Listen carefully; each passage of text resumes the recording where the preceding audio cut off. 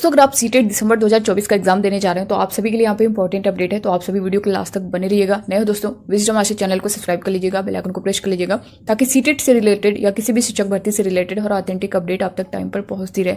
सबसे पहले चीज दोस्तों, सीटेट क्वालिफाइंग मार्क्स को लेकर के क्या बदलाव हुआ है, कितने नंबर पर अब आप जो है पास हो सकते हैं, तो इसके बारे में हम लोग डिटेल में जानने वाले हैं। साथ ही दोस्तों कैसे मिलेगा, जैसा कि बहुत सारे अभ्यर्थी जो है जिनका फर्स्ट अटेम्प्ट है, उन्होंने फर्स्ट बार जो है अप्लाई किया है। बहुत से ऐसे कैंडिडेट हैं जिन्होंने इससे पहले का भी एग्जाम दिया, यानी जुलाई का भी दिया है।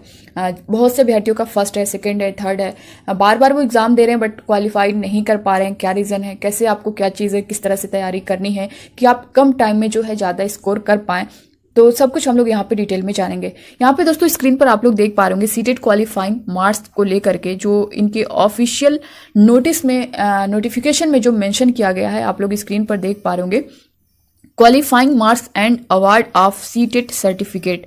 तो बाकी यहाँ पे क्वेश्चन पेपर को लेकर के भी काफी अभ्यर्थियों के डाउट बने हुए थे। बहुत सारे कैंडिडेट हैं जो जिनका मार्क्स जो है इस बार यानी सीटेट दिसंबर 2024 जो आप देने चाह रहे हैं, इसमें देख सकते हैं क्या है। As per NCT notification number जो यहाँ पे दिया गया है, a person who scored 60% or more in the TET exam will be considered as TET pass. यहाँ पे जो एनसीटी अधिसूचना संख्या जो यहाँ पे दिया गया है, इसके अनुसार टेट परीक्षा में जो है आपका 60% या उससे अधिक अंक लाना या फिर प्राप्त करने वाले व्यक्ति को जो है सीटेट उत्तीर्ण माना जाएगा, यहाँ पे मेंशन किया गया है। साथ ही पॉइंट ए पे जो दिया गया है, school managements, government local bodies, government aided and unaided may consider giving concessions to person belonging to SC, ST, OBC, differently abled person, etc. in accordance with their accident reservation policy. यहाँ पे first पे जो दिया गया है, आप इसको समझिएगा कि स्कूल प्रबंधन जो सरकारी स्थानीय निकाय है, सरकारी सहायता प्राप्त और गैर सहायता प्राप्त है, अपनी मौजूदा आरक्षण जो है नीति के अनुसार अनुसूचित जाति, अनुसूचित जनजाति, अन्य पिछड़ा वर्ग, विकलांग व्यक्तियों आदि को जो है रियायत देने पर विचार कर सकते हैं। यहाँ पे दिया है, जैसा कि आपने देखा होगा कि जो जनरल का है, अगर आप सीटेट का एग्जाम दे रहे हैं या पहले दे चुके होंगे तो आपको पता होगा, या फिर आपका फर्स्ट अटेम्प्ट होगा तो यहाँ पे जान लीजिए जनरल का जो होता है वो 60%, जैसा कि यहाँ पे मेंशन किया गया है। सीटेट की तरफ से यही है कि अगर आप सीटेट का एग्जाम दे रहे हैं तो आप अगर 60% लाते हैं यानी 90 प्लस नंबर लाते हैं, जैसा कि 150 आपका क्वेश्चन रहता है, 150 नंबर का होता है, तो इसमें अगर आप 90 प्लस नंबर लाते हैं तभी जो है आप यहाँ पे क्वालिफाई माने जाएंगे। बट इनकी तरफ से ये भी बोला गया है कि अगर जो है रिजर्वेशन आपके स्टेट वाइज ये सारी चीज़ें हैं, अगर आपको रिजर्वेशन मिलता है, जैसा कि जनरल को सभी के लिए बराबर है, यानी इनको 90 प्लस होना चाहिए, 60% होना चाहिए। बट अगर आप जैसा कि यहाँ पे दिया गया है SC, ST, OBC, differently abled person, तो यहाँ पे इनके लिए 55% है। यानी अगर आप 82 प्लस ला रहे हैं, OBC हैं, SC हैं, ST हैं, तो आपके लिए यहाँ पे 82 पर ही जो है आप क्वालिफाई कर जाएंगे। तो इस चीज़ को आपको ध्यान देना, और ये हर स्टेट का अलग अलग है। आपके स्टेट में जितना होगा, चाहे आप जैसे यूपी की हम बात कर लें, यूपी में यही है कि अगर आप जनरल हैं तो आपका 90 प्लस होना चाहिए, अगर आप OBC, SC, ST से हैं तो आपका 82 प्लस होना चाहिए।